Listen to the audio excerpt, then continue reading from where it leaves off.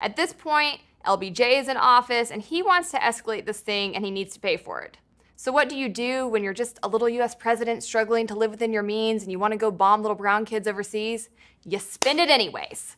Between the 1950s to 1971, the US depleted roughly 55% of its gold stock, with the majority of that depletion coming towards the end of the decade. And by 1971, Nixon is in office, the dollar is inflated, the gold is depleted, and he makes a critical decision. He officially pauses gold redemption, effectively ending the gold standard altogether. There is a whole website called WTF Happened in 1971 that I encourage you to check out. And that website has spawned a whole movement of people, even getting recent shout outs from the likes of people like Edward Snowden and Jack Dorsey. Clearly, you know what happened in 1971 because I just told you, whereas the people who are approaching this website for the first time do not.